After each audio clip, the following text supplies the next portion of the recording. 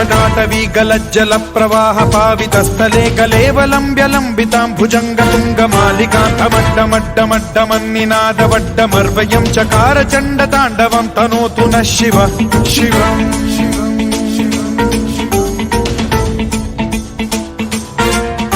जटाकटाह सम्भ्रम भ्रम निलिम्ब निर्झरी विलोल वीचि वल्लरी विराजमान मूर्धनि धगद्धगद्धगज्ज्वलल्ललाट पट्ट पावके किशोर चन्द्रशेखरे रतिः प्रतिक्षणम्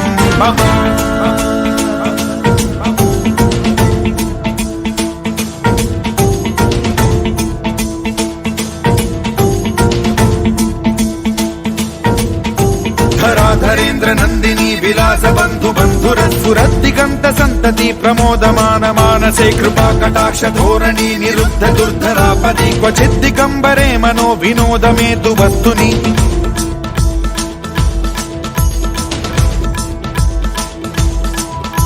जटाभुजंग पिंगल स्फुरत् प्रणामणि प्रभा कदंब कुंकुमद्रव प्रलिप्त दिग्वधूमुखे मदान्ध सिंधुर स्फुरत्वगुत्तरीय मेदुरे मनो विनोदमद्भुतं बिभर्तु भूत भर्तरि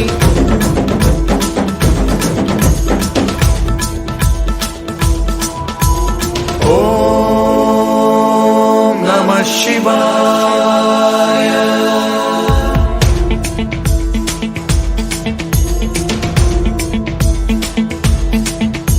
सदा शिवं भजाम्यहं सदा शिवं भजाम्यहम् ॐ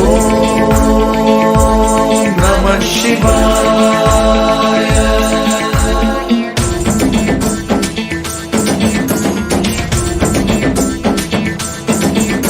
सहस्रलोचन प्रभृत्य शेषलेख शेखर प्रसून धूलि धोरणी विधूसराघ्रि पीठ भुजंग राजमालया निबद्ध जाट जूटक श्रियै चिराय जायतां चकोर बंधु शेखरः ललाट चत्वरज्वल धनञ्जय स्फुलिंग भानि पीत पंचसायकं नमन्निलिम्प नायकं सुधामयूख लेखया विराजमान शेखरं महाकपालि संपदे शिरोजटालमस्तु नः।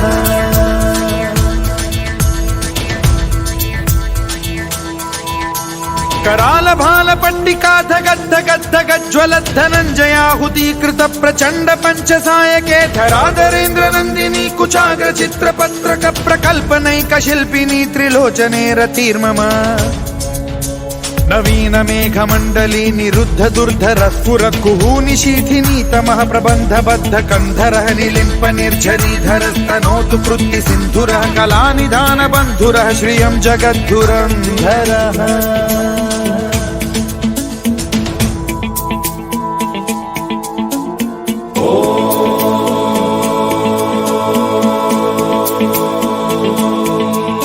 प्रफुल्लनी। आज हमारा रात्रि विश्राम था।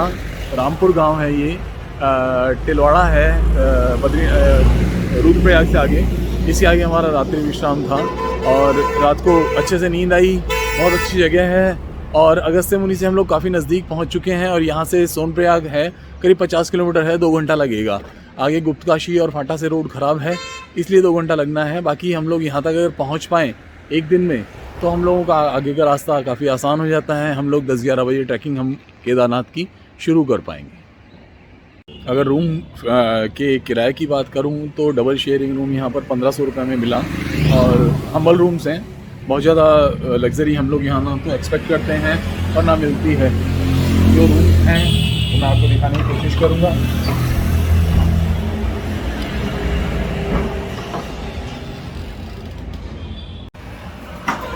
रूम के अंदर की बात करेंगे तो आप देख पाएंगे इट्स अ हम्बल रूम और जो बेसिक फैसिलिटी हैं एक डबल बेड है और जो टीवी भी लगा हुआ है। 2000 रुपये इस कमरे का किराया था रात को ट्रिपल शेयरिंग में। ये इसका टॉयलेट है everything is like humble, geyser लगा हुआ है। और इस होटल की ख़ास बात यह है कि इसके पीछे ये बहुत अच्छा व्यू है, नदी बह रही है, तो रात को इसकी कलकल हमें सुनाई देने को मिलती है। तो अब हम रवाना होंगे आगे अगस्त्य मुनि के लिए। अगस्त्य मुनि से सोनप्रयाग पहुंच के और हम होपफुली आधे पौन घंटे में 1 घंटे में चढ़ाई शुरू कर देंगे। हम 2 घंटे भी दूर हैं सोनप्रयाग से। सोनप्रयाग हम लोग करीब 9:30 बजे तक 10 बजे तक पहुंच जाएंगे और आधे घंटे में फिर चढ़ाई शुरू करेंगे केदारनाथ की। Next update for you that time.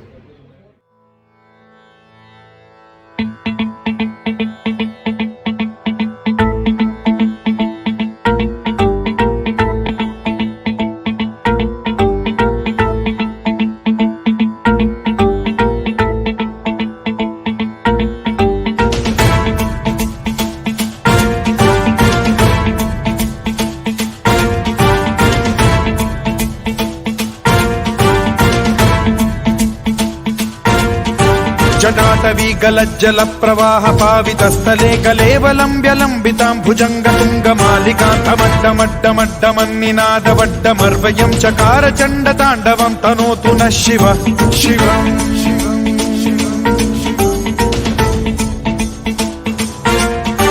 जटाकटाह सम्भ्रम भ्रम निलिम्ब निर्झरी विलोल वीचि वल्लरी विराजमान मूर्धनि धगद्धगद्धगज्ज्वलल्ललाट पट्ट पावके किशोर चन्द्रशेखरे रतिः प्रतिक्षणम् मम।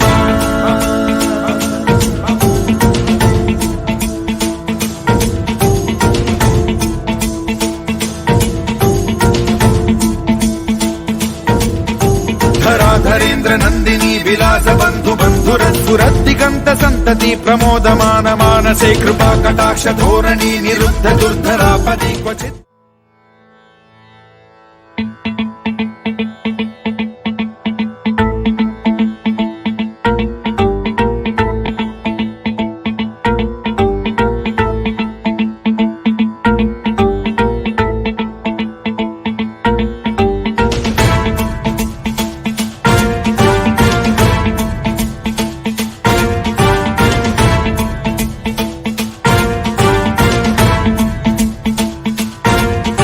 जटाटवी गलज्जल प्रवाह पावितस्थले कलेवलम्ब्य लम्बितां भुजंग तुंग मालिकान्तमड्डमड्डमन्निनादवड्डमर्वयं चकार चण्ड।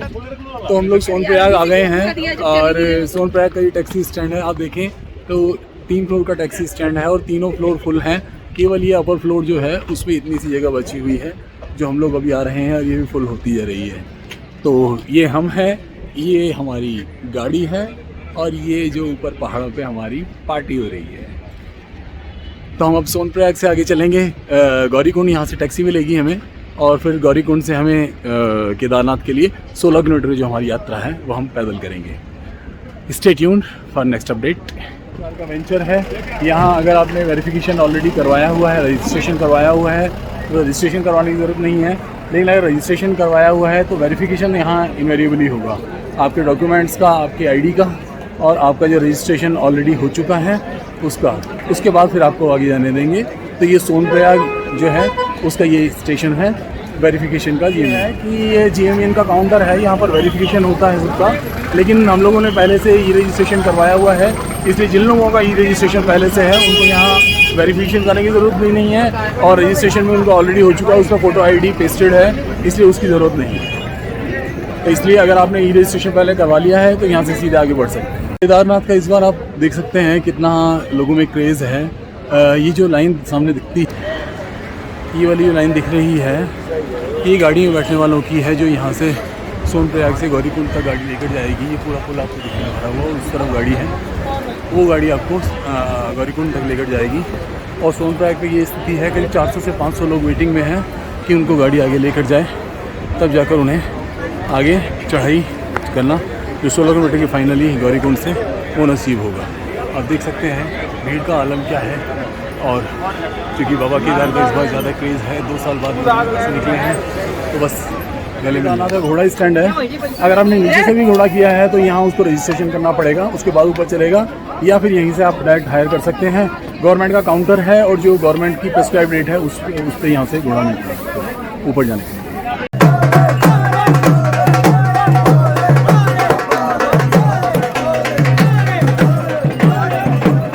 अभी रामबाड़ा से आगे का रास्ता चल रहा है, हम लोग घोड़े पर हैं और सामने जो है पैदल का मार्ग अलग है। कुल मिलाकर 2-3 किलोमीटर ये पैदल का मार्ग अलग रहता है, जिससे कि पैदल यात्रियों को सुविधा रहती है। बाकी घोड़े और पैदल सब लोग एक साथ चलते हैं। ये सामने ये झरना दिख रहा है, बड़ा खूबसूरत सा मंदाकिनी मिल रहा है नीचे आकर, और नीचे ये गॉर्ज में मंदाकिनी बह रही है। बड़ा खूबसूरत सा सीन है। ऊपर केदार बाबा का पीछे जो ग्लेशियर है वो दिख रहा है, सब कुछ बड़ा अच्छा। यहाँ देखते हैं तो मंदाकिनी अपने वेग से अटकेलियाँ करती हुई, उछालें मारती हुई यहाँ बह रही है, और इसमें बाकी जो स्ट्रीम्स हैं मिलती जा रही हैं वो केदार बाबा के दर्शन से। एक बार मंदाकिनी हमको दर्शन दे रही है और पहाड़ों से अवतरित होती हुई। ऊपर बाबा का धाम वो दिख रहा है सामने, और ये जो हमारा रास्ता है ये चला जा रहा है। सामने खूबसूरत वादियाँ हैं, और बारिश का मौसम है, बादल छा रहे हैं। बादल भी बड़े खूबसूरत से हैं, अलग अलग शेप के हैं, सब कुछ अद्भुत, सब कुछ सामने।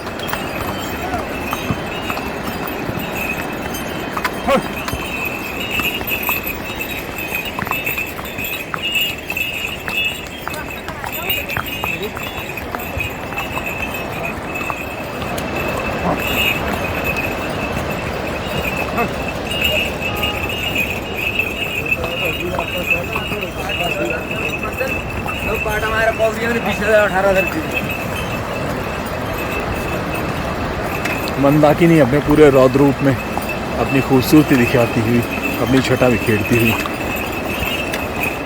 ये जो मैं आपको सामने दिखाना चाह रहा हूँ, ये पुराना ट्रैक था केदारनाथ का, जो तबाही में 2013 की जो 13 जून को तबाही आई थी उसमें सारा बह गया था।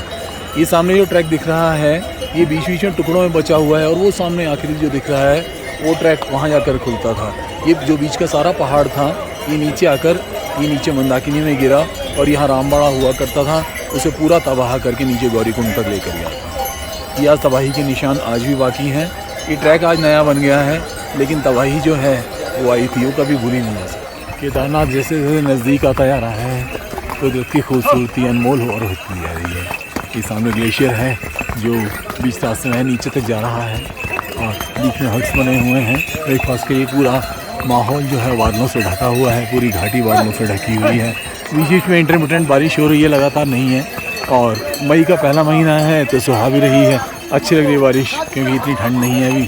सब कुछ अलौकिक है, सब कुछ अद्भुत है, सब कुछ अविस्मरणीय है। देख सकते हैं श्री केदारनाथ यहाँ से 4 किलोमीटर है, और बेस कैंप 2.5 किलोमीटर रह गया है, और एक भैरव गधेरा नाम की जगह है, ये 2 किलोमीटर पर है। ये जो बीच में जो भी जगह आती हैं, ये यहाँ पर इस्टेब्लिशमेंट्स हैं इस तरह के, जहाँ आप विश्राम कर सकते हैं, कुछ खाना पीना खा सकते हैं। हालांकि अब पिछले 2 साल में जो आया हूँ मैं बाद में, बहुत सारे स्टॉल्स नए पैदा हो गए हैं, और बहुत सारे मशरूमिंग हुई है स्टॉल्स की। हर 100-50 मीटर पे अब स्टॉल खुल गया है, चाय का, पानी का और बाकी सब चीज़ों का। पहले ऐसा नहीं था, तो यात्रा ज़्यादा सुगम हो गई है, लेकिन यात्रा का जो आनंद था वो पहले मुझे लगता है ज़्यादा था अभी से। ऊपर देखेंगे तो केदारनाथ की खूबसूरती हमें दिख रही है, लोग जाते हुए दिख रहे हैं बाबा के दर्शन को। कल केदारनाथ जब खुलेगा दर्शन, इन सब की मुराद पूरी होगी बाबा को देखने की। थोड़ा कर लिया था क्योंकि टाइम थोड़ा सा सेव हो जाता है, और ऊपर टाइम भी पहुंच जाते हैं। मौसम थोड़ा ख़राब है, और सामान ऊपर पहुंचाने के लिए भी घोड़े बहुत ज़्यादा ऊपर जा रहे हैं, जिससे पैदल यात्रियों का चलना बड़ा कठिन हो गया है। अगर हम देखें तो पैदल यात्री बड़ा मुश्किल से निकल पा रहे हैं, घोड़े ही घोड़े हैं पूरे रास्ते में, और उनका जो किया हुआ मल है उसने पूरे रास्ते को कैप्चर कर रखा है। उस कारण से यात्रा सामने की तरफ देखते हैं तो हमें सिर्फ जाते हुए घोड़े और आते हुए घोड़े दिखाई देते हैं। पैदल यात्री जो भी हैं वो एक साइड में कतार में चल रहे हैं। बड़ा मुश्किल हो रही है पैदल यात्रियों को, इसलिए हमें घोड़ा करना पड़ा, लेकिन लग रहा है कि डिसीजन सही भी था। बीच में बारिश भी हुई, और अब हम काफ़ी टाइम लिए, हम आधे घंटे में केदारनाथ लगभग पहुँच जाएंगे, और सब कुछ अभी तक ठीक रहा है। घोड़ा करने का डिसीजन नहीं था। इस घाटी को दिखाता हुआ मैं घोड़े की अगर रेट की बात करूं तो 1800 रुपये में मुझे घोड़ा मिला, जिसने ऊपर मुझे छोड़ना है। गवर्नमेंट की रेट जो है वो शायद 2300 रुपये है, लेकिन अभी एक दिन पहले है यात्रा शुरू होने में, और घोड़े काफ़ी अभी नीचे से आए हुए हैं, तो उस हिसाब से जो घोड़े ने मुझसे 1800 रुपये लिए, जो इनकी मेहनत और इनके जो जानवर को पालने का खर्चा है उसके हिसाब से काफ़ी ठीक है। हर जगह की कीमत अदा करनी पड़ती है, हर फैसिलिटी की कीमत अदा करनी पड़ती है। इस जगह पर ये फैसिलिटी मिल रही है ये काफ़ी अच्छी बात होता हुआ है। अगर पीछे देखें तो हमारे पीछे श्रद्धालु हैं, घोड़े पर हैं, कुछ पैदल हैं। पैदल जो हैं वो भी ऊपर पहुंचेंगे, जो घोड़े पर हैं हम भी हमारे साथ ऊपर तक पहुंचेंगे। और दिखाऊं तो अद्भुत अलौकिक, जैसे मैंने कहा, हर कदम यहाँ एक नई खूबसूरती दिखाता है आपको, एक नया दृश्य दिखता है ऐसा जो मन को बड़ा सुकून देता है। ये नीचे यात्रा के सारे जो दिख रहे हैं मार्ग, ये हैं सब कुछ बहुत ही सुंदर, बहुत ही सब कुछ बहुत ही अच्छा। ये ऊपर जो चोटियाँ दिख रही हैं बादलों में ढकी हुई, सब बहुत खूबसूरत, बहुत अच्छी। सामने ये घाटी है जो केदार घाटी है, जो सामने पूरा पहाड़ जो है ये 2013 की त्रासदी में पूरा पहाड़ रह गया था, बीच बीच में ट्रैक दिखाई देता है। सामने केदार घाटी का लास्ट फेस दिख रहा है। अब वो सामने केदारनाथ जी के जो स्ट्रक्चर्स हैं वो शुरू हो गए हैं। बेस कैंप वहाँ हमें सामने दिखाई दे रहा है। अभी हालांकि वहाँ पहुँचने में हमें करीब 2 किलोमीटर है, लेकिन दिखाई देता है क्योंकि गॉर्ज के उस तरफ है और जो यात्रा सामने जो चली जा रही है बस चले जा रही है और हम भी चले जा रहे हैं इन ऊंची ऊंची गगनचुंबी चोटियों को देखते हुए, इन बादलों को देखते हुए, इन वादियों को देखते हुए, इस सब वातावरण को देखते हुए और इसको अपने में संजोते हुए एक अलग एहसास लेते हुए, अलग एक्सपीरियंस लेते हुए। यहाँ से तकरीबन 2 किलोमीटर पहले ये स्नो का पैच आता है। बहुत बड़ा ग्लेशियर नहीं है ये, ऊपर से बर्फ़ जो है वो काफ़ी एवलांच का या और कोई दूसरी तरीके से ये नीचे आ जाती है और काफ़ी सारी जम जाती है, जो ऊपर काफ़ी हो जाता है और ये इस तरह से हमें दिखाई देती है। लेकिन इसके कारण से जो रास्ता है वो और खूबसूरती को ऐड कर देता है, बहुत सुंदर हो जाता है। केदारनाथ से हम लोग करीब 2 किलोमीटर हैं, लेकिन ये ग्लेशियर हमें करीब मिड मई तक देखने को मिलेगा। उसके बाद फिर ये पिघल कर और पानी बन के बह जाता है, लेकिन तब तक ये खूबसूरती इसकी हम मई के क्योंकि फर्स्ट वीक में आए हैं तो हमें खूबसूरती इसकी निहारने को मिल रही है। बहुत जो है अच्छा, चारों तरफ देखना, बर्फ़ की इतनी बड़ी दीवार है दोनों तरफ, अगर देखें तो इसके बीच में काट का रास्ता बनाया हुआ है अभी। तो जल्दी आने का हमें ये भी एक फ़ायदा हुआ है, एक और लाभ है जल्दी आने का मई में। यात्रा के अंतिम पड़ाव पे हैं हम। सामने केदारनाथ के स्ट्रक्चर्स दिख रहे हैं बेस कैंप के और यात्रा जो सामने चलती हुई दिख रही है। काफ़ी लोग, काफ़ी श्रद्धालु भी हमें सामने दिख रहे हैं, काफ़ी सारे घोड़े भी दिख रहे हैं। तो जो लोग पहुँच सकते थे जल्दी वो सब पहुँच गए हैं और केदारनाथ आबाद हो गया है श्रद्धालुओं से बहुत जल्दी। 2 साल का ब्रेक के बाद जो पीरियड आया है उसका लोग ज़्यादा से ज़्यादा फ़ायदा उठाना चाहते हैं और इसलिए केदारनाथ के पट कल से खुलेंगे। कपाट खुलने हैं कल सुबह 6:25 पे अमृत जो मुहूर्त है उसमें खुलेंगे। लेकिन केदारनाथ अभी से ही पूरा फुल हो गया है, ओवर पैक हो गया है और रास्ता भी हम देखें, रास्ता ही पूरी तरह से आबाद। एक बार यात्रा मार्ग पे एक और ग्लेशियर हमें मिला, पिछला ग्लेशियर जो अभी करीब 300-400 मीटर पीछे गया है और फिर से अगला एक और ग्लेशियर मिल गया है हमें। और मई में आने का, जैसे मैंने कहा, फ़ायदा ये सबसे अच्छा है कि हमें वो चीज़ें देखने को मिलती हैं जो बाद में आने वालों को नहीं मिलती हैं। अभी सब कुछ नया है, सब कुछ फ्रेश है। स्नोफॉल अभी कुछ दिनों पहले ही केदारनाथ में हुआ था, लेकिन ये शायद पहले का स्नो है जो जमा हुआ है अभी तक। मिड मई आते हुए ये पिघल जाएगा और जो बाद में आने वाले हैं उनको शायद ये दृश्य देखने को नहीं मिले केदारनाथ के रास्ते में जो अभी हमें देखने को मिल रहा है। ये घोड़ा स्टैंड का नज़ारा है। यहाँ घोड़ा यहाँ तक ही छोड़ता है। केदारनाथ मंदिर जो है, जो प्रेमिसेस है वो यहाँ से 2 किलोमीटर दूर है और 2 किलोमीटर पैदल ही जाना पड़ता है। तो अगर आप घोड़ा भी किया है आपने तो यहीं छोड़ता है। और ये हेलीकॉप्टर जो जा रहे हैं वो हेलीकॉप्टर आपको जाता हुआ दिख रहा है, वो जहाँ छोड़ता है वहाँ से भी केदारनाथ जो मंदिर है वो 1.5 किलोमीटर है। तो किसी भी सूरत में आप कोई भी करें लगभग 1.5-2 किलोमीटर आपको पैदल चलना पड़ता है। बाकी का जो रास्ता है आपका घोड़ा या हेलीकॉप्टर से तय हो सकता है। जो हेलीकॉप्टर है आपको बेस कैंप छोड़ेगा, घोड़ा यहाँ स्टैंड तक छोड़ेगा। ये घोड़ा स्टैंड हम यहाँ उतरे हैं, यहाँ घोड़ा स्टैंड छोड़ता है और सारे घोड़े यहीं पर ही हैं, यहीं पर रिफ्रेशमेंट और यहाँ सब कुछ सॉल्व है।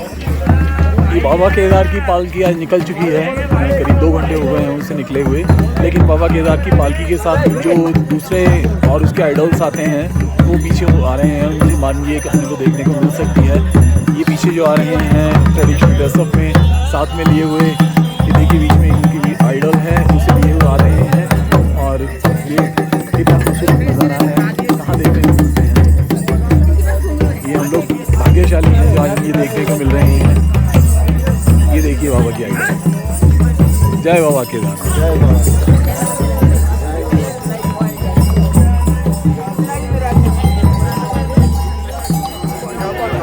और ये आ चुके हैं हम बाबा केदार के दरबार में। थोड़ा रास्ता लंबा था, लेकिन जो सामने व्यू है, जो सामने बाबा का दर्शन है, वो इतना रिवार्डिंग है कि एक सांस में ही सब थकान भूल जाती है। सामने देखते हैं तो केवल दिव्य अलौकिकता है, पीछे जो है ऊंचे पहाड़ हैं और सजा हुआ बाबा का दरबार है। यूँ सजा हुआ है जैसे दुल्हन हो। कल सुबह बाबा का अभिषेक होगा, कल सुबह बाबा का दर्शन खुलेंगे, कल सुबह बाबा के कपाट खुलेंगे। आज उसके लिए सजाया गया है, सब उत्सव सा माहौल है। पालकी आ जाइए ऊपर, इतना उत्सव सा माहौल हो रहा है।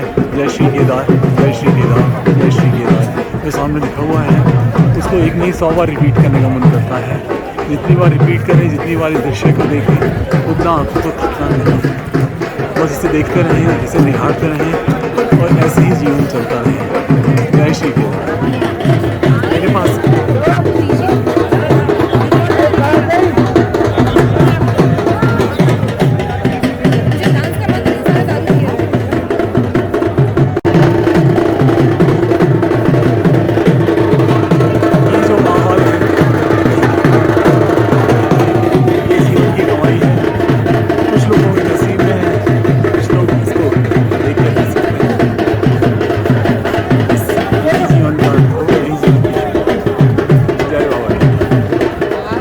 रात का दृश्य है। कल जो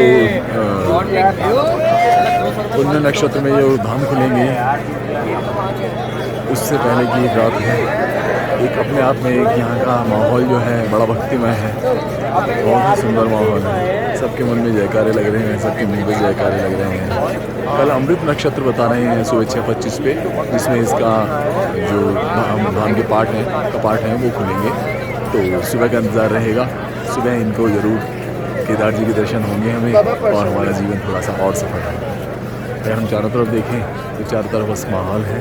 सब लोग केदार जी को आंखों में भरने में लग रहे हैं, सब लोग केदार जी को कैमरे में भरने में लग रहे हैं। जिसका जो मन बढ़ सकता है उस तरह से अपने आप को संतुष्ट करने की कोशिश कर रहा है कि मैं इस जगह पर हूँ, इस माहौल का हिस्सा हूँ, इस अद्वितीय, इस अलौकिक माहौल में मैं हूँ। भाग्यशाली हैं वो लोग जिनके बाबा। जय केदार। तो आज 6 तारीख की सोनी से सुबह आज बाबा के द्वार खुलेंगे, आज बाबा खुलेंगे।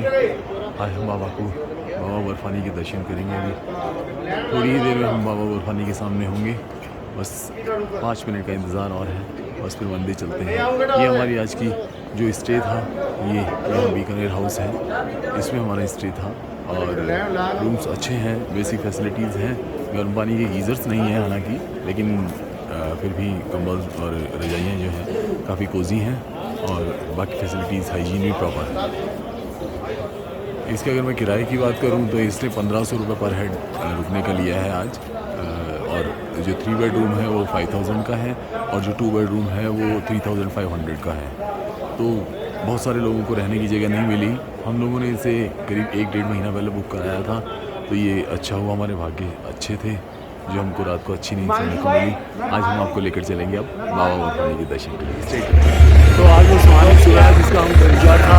बाबा बर्फानी के पाठ चलेंगे थोड़ी देर में। बाबा बर्फानी को लेकर तैयार हैं, माहौल देख सकते हैं, बस देखते ही बनता है।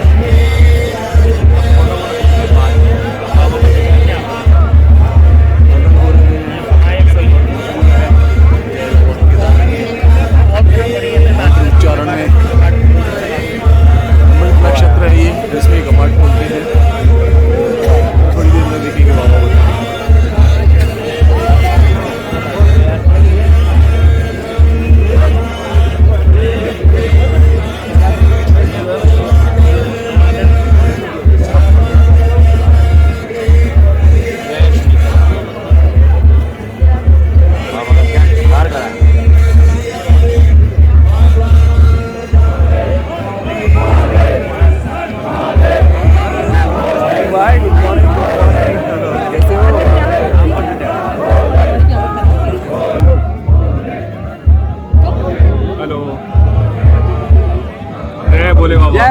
जय बाबा केदार।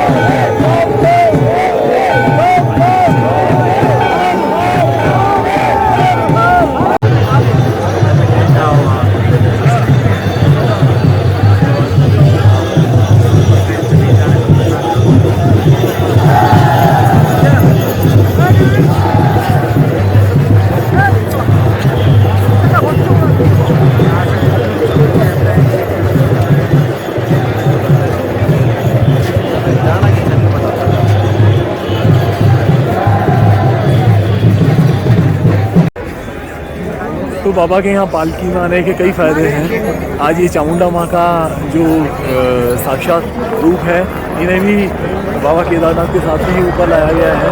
और चौको देख सकते हैं जा रहा है, और इधर माँ चामुंडा का ये स्वरूप है, इसे ऊपर लाया गया है बाबा केदारनाथ के साथ में। इन्हें भी यहाँ विराजमान किया जाएगा बाबा केदारनाथ के साथ ही, और ये भी बाबा केदारनाथ के साथ ही सब कुछ वहीं है। बादल छट चुके हैं। जो बाबा केदार के पीछे का पहाड़ है वो अपने पूरे अच्छे स्वरूप में, पूरे अपने औसम स्वरूप में अपनी छटा बिखेरते हुए है। इतना ग्रैंड व्यू। ये बाबा का मंदिर, ये पीछे हम लोग जहाँ खड़े हैं वहीं पर जो भीम चट्टान जो है वो यहाँ पर है। साथ में माँ चामुंडा का आइडल भी यहाँ पर विराजमान हो रहा है।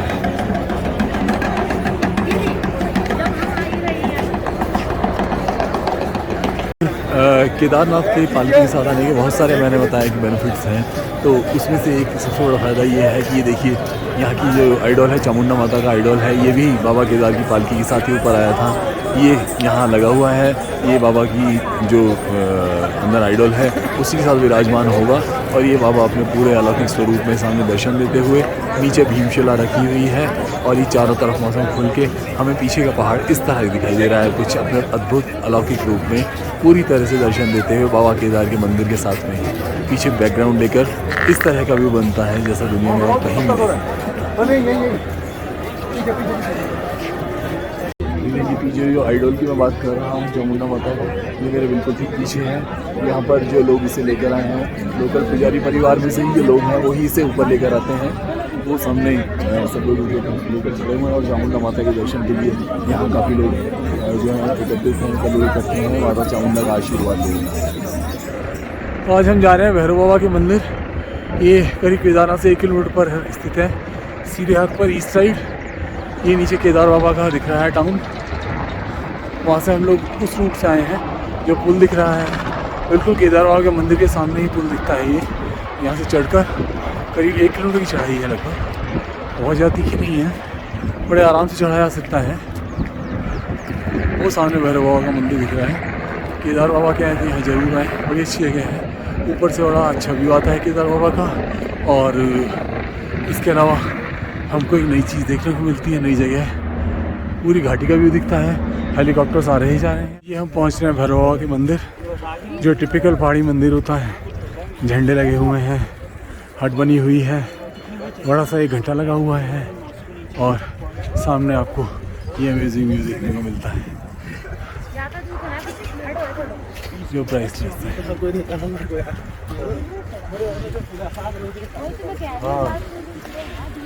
ये हम भैरव बाबा के मंदिर में दाखिल होते हैं। घंटा बजाने में हम भी, बड़ा अच्छा बड़ा सा घंटा है, बड़ी अच्छी सी पताका है, बड़ा अच्छा सा मंदिर, सब कुछ बड़ा अच्छा बड़ा अच्छा बड़ा अच्छा।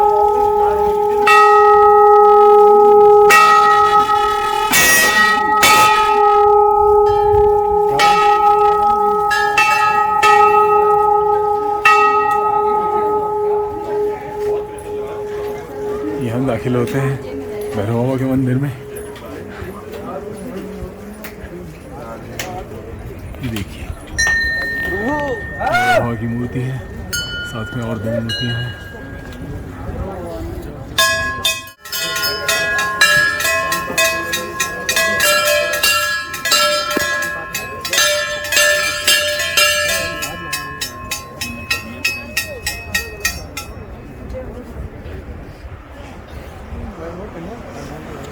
तेल पड़ा है,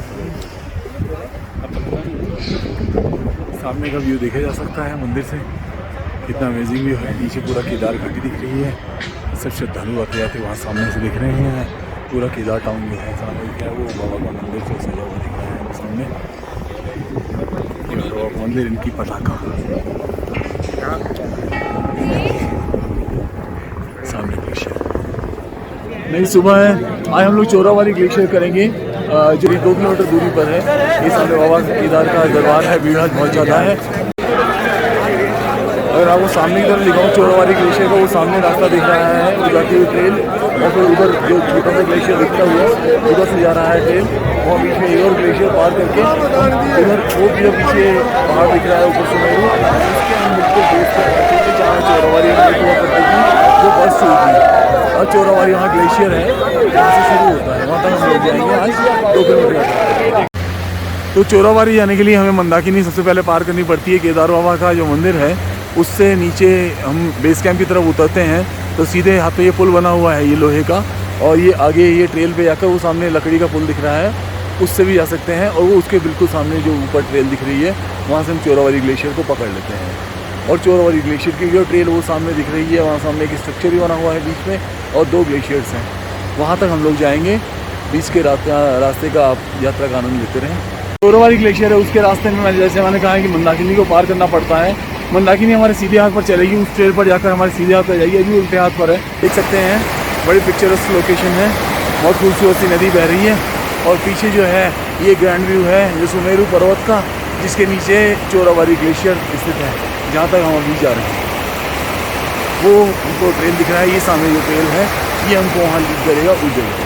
वो दूसरा सामने जो है मिट्टी का जो दिख रहा है पैच, वहाँ वो चोरावारी ग्लेशियर है।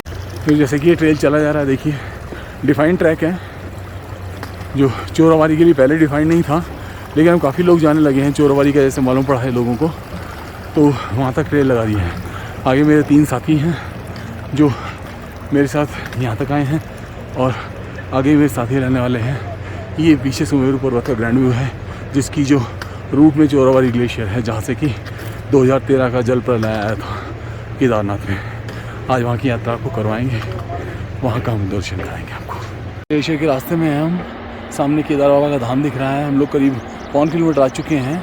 पीछे गगनचुंबी चोटियाँ दिख रही हैं सुमेरु पर्वत रेंज की, और ये सामने सुमेरु पर्वत गर्व से सीना उठाए खड़ा है, और हम इसकी राह में चले जा रहे हैं। ये हमारा रास्ता है आज का चोरावारी ग्लेशियर तक, जो हमको लेकर जा रहा है। आगे साथी ट्रैकर्स चल रहे हैं, और वो सामने जो दिख रहा है वो हमारा डेस्टिनेशन है।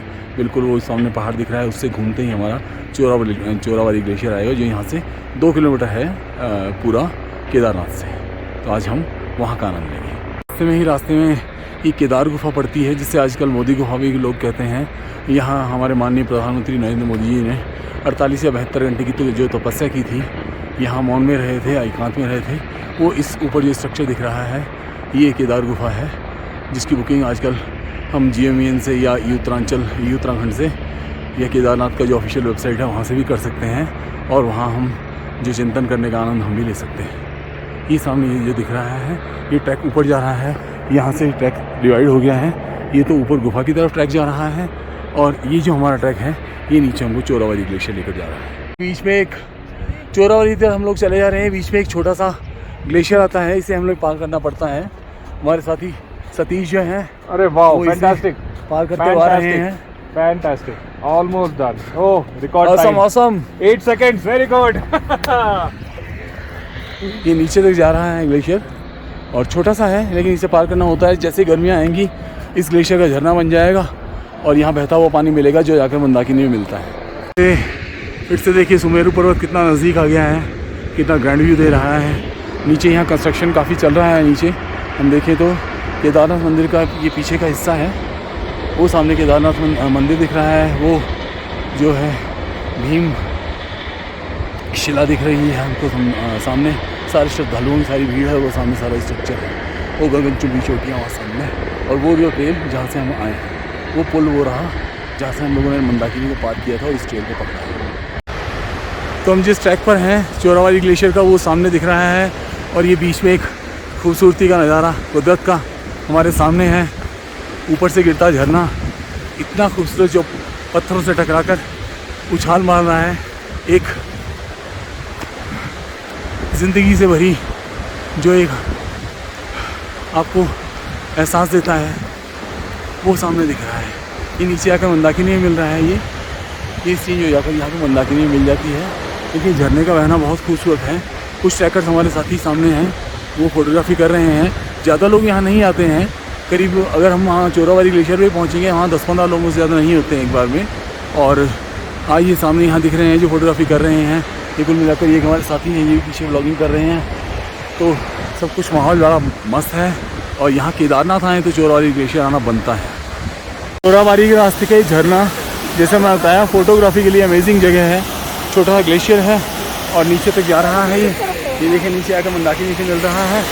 ये ऊपर गगनचुंबी इमारतों से पहाड़ियों से ये नीचे ये झरना बहता हुआ आ रहा है और यहाँ हिलोर मार रहा है।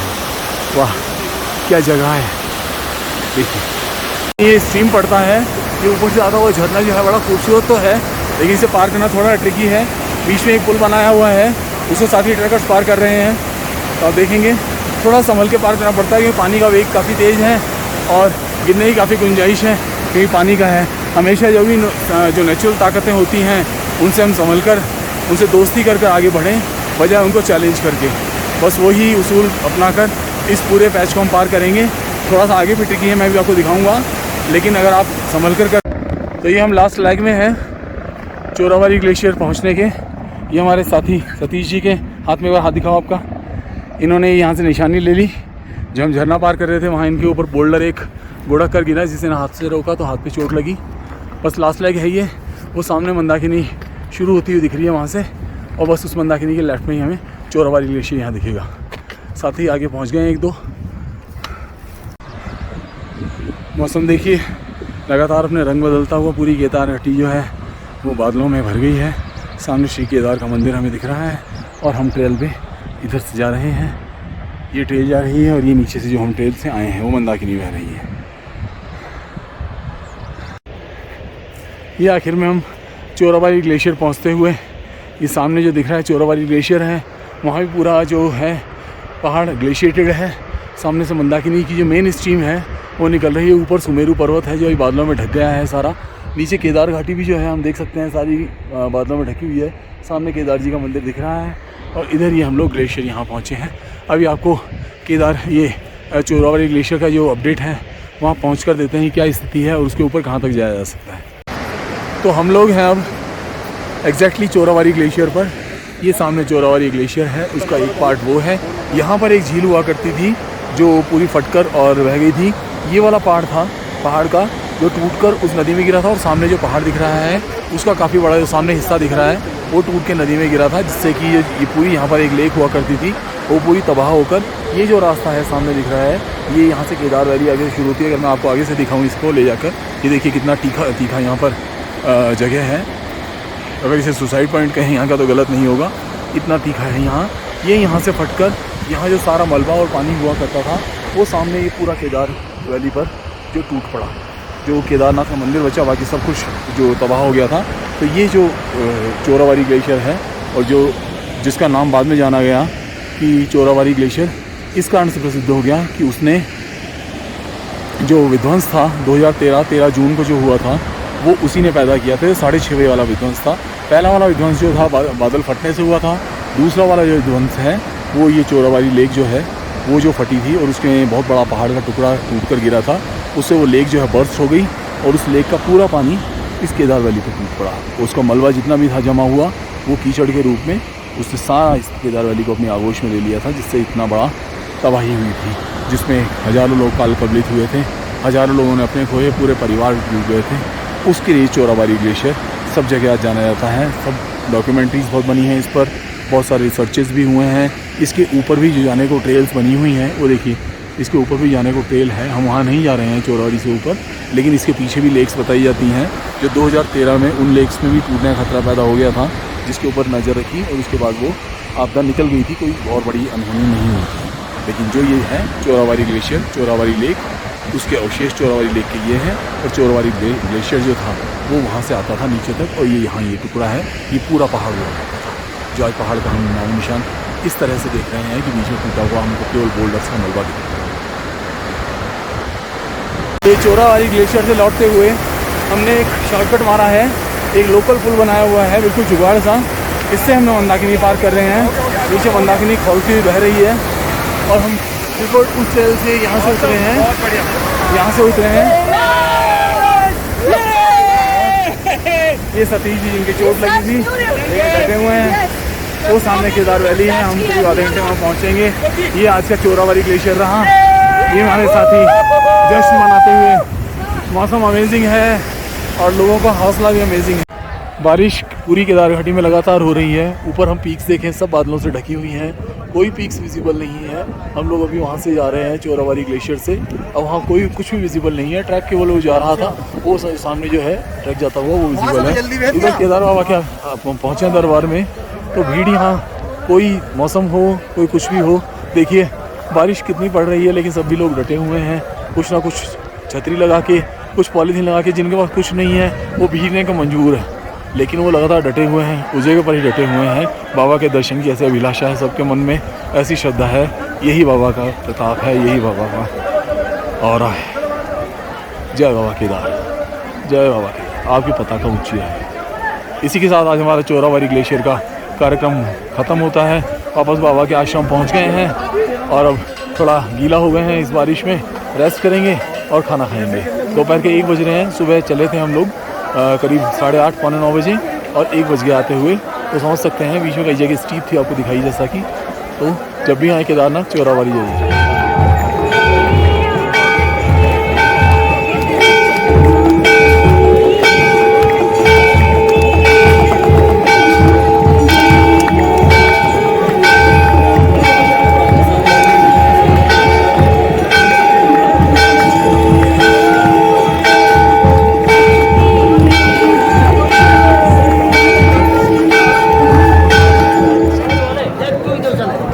सुबह श्री केदार के यहाँ, श्री केदार के धाम, पीछे अपने राम को बिखेरते हुए सुमेरु पर्वत श्रृंखला। आज हम देखेंगे जो आदि शंकराचार्य का समाधि स्थल अभी नया बनाया है यहाँ, उसे हम देखने जा रहे हैं। बड़ा सुंदर सा स्ट्रक्चर है, कल भी मैं होकर आया। आदि शंकराचार्य का समाधि स्थल जो अभी नया बना है केदारनाथ में, ये जो इसका पूर्वी द्वार है श्री केदारनाथ धाम का, इसके पीछे से साइड से निकल के और बिल्कुल उसके पीछे से भीमशिला के हाथ से सीढ़ी चढ़ रही है। इस सीढ़ी को चढ़ के तो पीछे रास्ता दिख रहा है जो वहाँ तक जाता है। ये भीमशिला वो शिला है जिसने श्री केदार मंदिर को विध्वंस से बचाया था 2013 की जो प्रलय आया था, उससे ये भीमशिला अकेली थी। ये बाबा का चमत्कार था कि यहाँ आकर बैठी इतने प्रलय में और इसने पूरे मंदिर को किसी भी प्रकार की क्षति से बचाया। आसपास का जितना भी स्ट्रक्चर था वो सब क्षतिग्रस्त हो गया था, लेकिन ये मंदिर जो है मुमकिन रहा इस मंदिर के अंदर जो लोग थे वो सुरक्षित रहे। यहाँ से हम सीढ़ी चढ़ेंगे, फिर जाना पड़ेगा, देखो ये मंदिर है। सीढ़ी चढ़ के हम पहुँचेंगे आदि कैलाश आदि शंकराचार्य के। डिफाइंड पाथ बनाया हुआ है, ये भीमशिला पीछे रखी हुई है और इसकी पूजा की जाती है लगातार, क्योंकि यही वो शिला है जिसने इस महिमा दुगनी गद्दी इस मंदिर की। यहाँ इसके पीछे डिफाइंड पाथ है जो जा रहा है आदि शंकराचार्य की समाधि स्थल तक। नया स्ट्रक्चर है, बड़ी सुंदर मूर्ति है वहाँ आदि शंकराचार्य की। अभी हम समाधि स्थल पहुँच रहे हैं। काफ़ी लोग यहाँ आ रहे हैं समाधि को देखने के लिए। ये अंदर जाने का रास्ता है। अगर हम देखेंगे ऊपर से मैं आपको दिखाता हूँ, इस तरह से भूल भुलैया सी होती है, इस तरह से इसे डिज़ाइन किया गया है।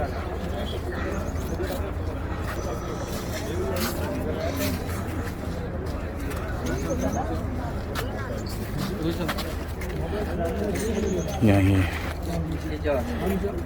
मंत्र लिखे हुए हैं। अंदर चलते हैं हम।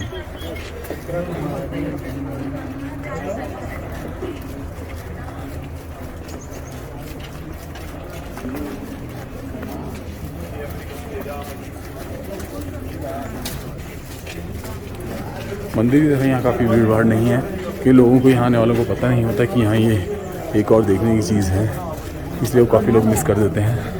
आप मिस ना करें जब भी यहाँ आए। ये देखो शंकराचार्य, ये अंदर आकर देखो शंकराचार्य, शंकराचार्य की मूर्ति है। पीछे आप देखिए जो ग्रैंड व्यू है पीछे दिखाई दे रहा है। तो यहाँ जब भी आएँ ज़रूर देखें। चारों तरफ इसके पानी का जो एक स्ट्रक्चर बनाया हुआ पानी बहने का, शाम को उसमें पानी छोड़ दिया जाता है और ऊपर से पानी बहकर इसमें चारों तरफ फुहार होती है। कुछ साधु कुछ महात्मा बैठे हुए हैं यहाँ पर। ये आदि शंकराचार्य। तो यहाँ दर्शन पूरा होता है हमारा आदि शंकराचार्य के समाधि स्थल का, जो भी नया बनाया हुआ है केदारनाथ मंदिर से बिल्कुल पीछे की तरफ ये नया निर्मित है। साधु बाबा बैठे हुए हैं यहाँ पे, महात्मा बैठे हुए हैं।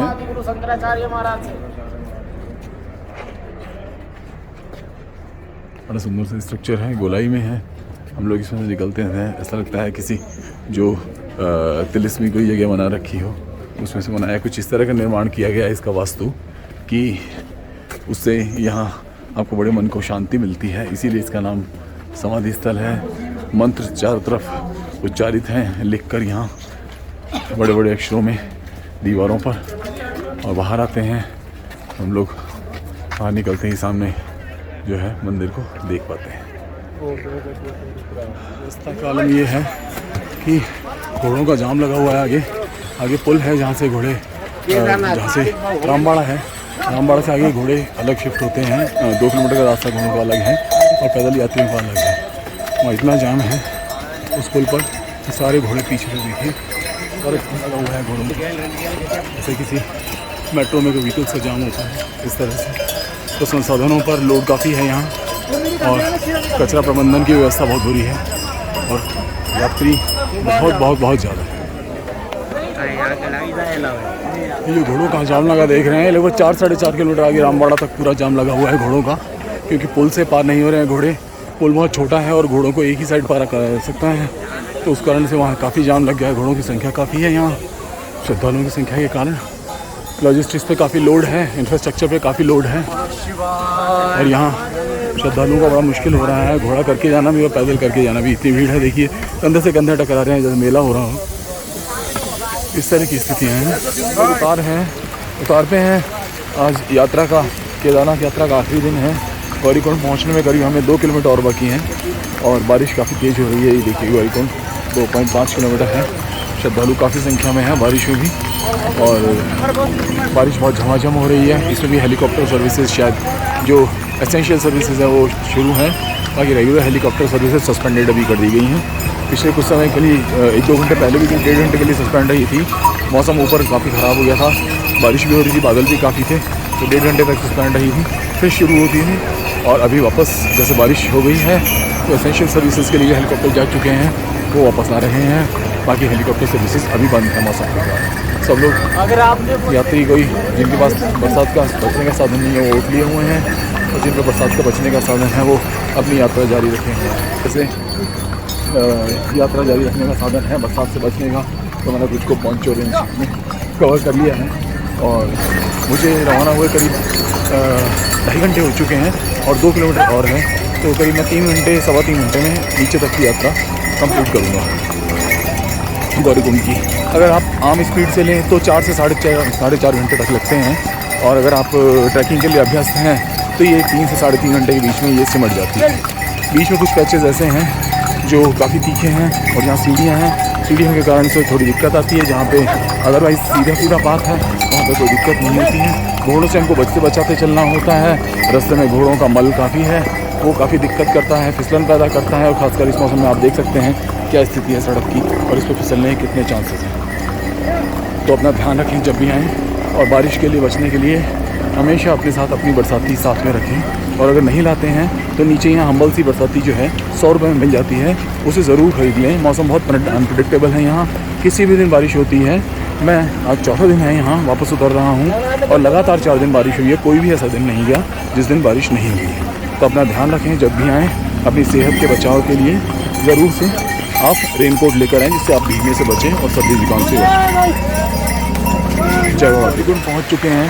ये यात्रा आरंभ होती है, वो वाला द्वार है, यहाँ से यात्रा आरंभ होती है।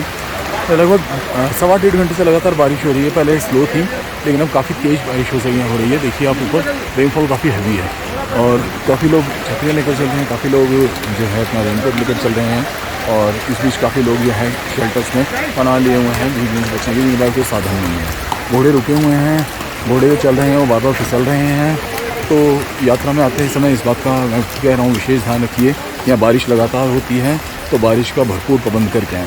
बाकी मैं जब अभी इस बात यात्रा का जब समापन करूँगा, उसमें इस पॉइंट्स को काफ़ी मैं समाप्त करूँगा कि इस यात्रा में आने से पहले हमको क्या क्या ध्यान रखना है और क्या क्या तैयारियाँ कर लेनी हैं, तो उस हिसाब से अपनी और आपको कोई मदद मिल सकती है उससे।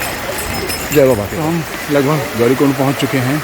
बारिश का आलम देख सकते हैं आप, देखिए झरना सा बह रहा है, सीढ़ियों का झरना बन गया है, और इधर भी देखा तो काफ़ी श्रद्धालु जो हैं बारिश में ही अपना सफ़र ख़त्म कर रहे हैं। वारीकुंड पहुँचते पहुँचते हमें कल होगा अभी 3 बज गए हैं। कुल मिलाकर हमें समय लगा है 3-10 में है और हमें समय टोटल जो है वक्त लगा है 3 घंटे और 10 मिनट का हमें समय लगा नीचे आने में। हालांकि बारिश से उसने हमारा पेस थोड़ा स्लो किया, उसके कारण से हमें 15-20 मिनट थोड़ा स्लो चलना पड़ा क्योंकि फिसलन काफ़ी थी।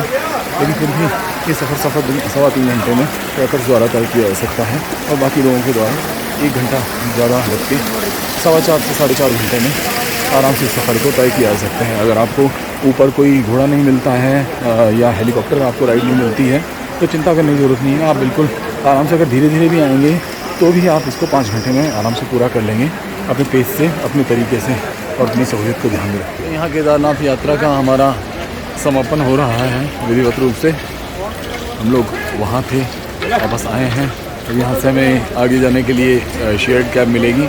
ये जो सबका जो यहाँ व्यवस्थाएं हैं खच्चर की और पोंगी की वगैरह की, इनकी सबकी रेट लिस्ट है। अगर आप चाहें तो यहाँ देख सकते हैं कि अलग अलग जगहों के लिए क्या इनकी तय रेट हैं यहाँ की उत्तराखंड गवर्नमेंट की तरफ से। झरना काफ़ी ऊंचा बह रहा है, देखिए बारिश काफ़ी अभी रुकी है अभी बारिश और अभी काफ़ी तेज़ बारिश थी। वहाँ से हम अब टैक्सी पकड़ेंगे, 50 रुपये लेती है टैक्सी वहाँ छोड़ने के, सोनप्रयाग छोड़ने के, और फिर वहाँ हम लोग वापस अपनी गाड़ी लेकर और चोपटा के लिए प्रस्थान करेंगे। अगला हमारा स्टेशन चोपटा होगा, वहाँ के लिए आपको अपडेट देते हैं, वहाँ आपको घुमाने के लिए आप प्रबंध करेंगे। जय केदार, वंदे मातरम, जय हिंद।